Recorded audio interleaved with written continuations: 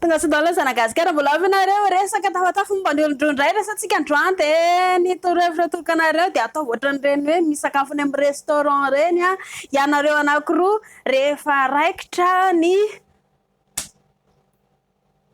mitsatoka antony de satria tsika zao rehefa mandeha restaurant a mikata manao tsara be tsika ohatrinona ny akanjo vidinao tsy hita mihitsy olona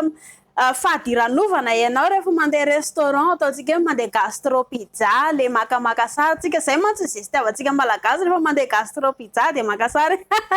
sarena Facebook atao ohatran'izay koa rehefa miaraka amin'ny madama elana miaraka amin'ny ramosendry manao akanjo tsara tarehy de ilay tiako lazaina hoe vidy akanjo sexy anareo mivady na ho an'ny lehilahy na ho andry mba hampanaitra ny fiatananareo anankiroa aloha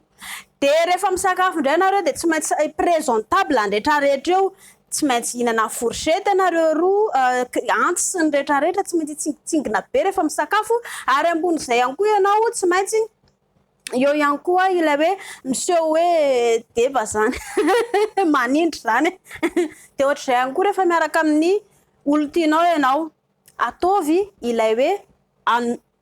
andeha hanindry an'ity olo tiako ty tsy manery ny tiako lazaina fa omenao ilay fahafampo mahafinaritra ho an'ny olo-tianao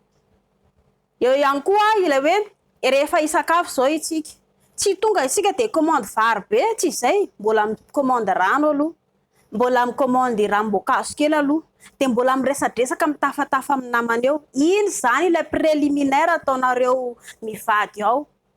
10 minitra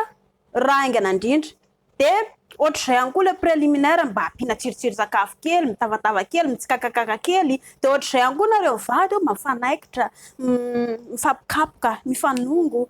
mifampisitositona mifampibatabata mifanotsakotsana eo ihany koa afaka masy tenareo anankiroa rehefa vita ny sakafo mandritrizay 10 minitra izay de tsy maintsy iroso amin'ny sakafo fihinanana vary be sy loaka be sakafo matsiro nareo anankiroa de eto amin'izay zany le mitsatoka eo amin'izay anareo roa no mifanoro azy veo satria raha tsy misy izay fifanorona zay de lasa mandeha ilay fiarahanareo anankiroa de tsisy fahafinaretana ho an'ny vehivavy ho an'ny lehilahy aza mifanaratsina mifanambany fa miezava mifanoro ianareo anankiroa mialohan'ny arahanareo anankiroa de mifanoro zao avy ny ataontsika mitsangana mipetraka misopirana atao ambony atao eny ambany atao zay mahafinaritra anareo anankiroa de ao anatin'izay amin'izay anareo anankiroa manao ireo karazana fietsika sy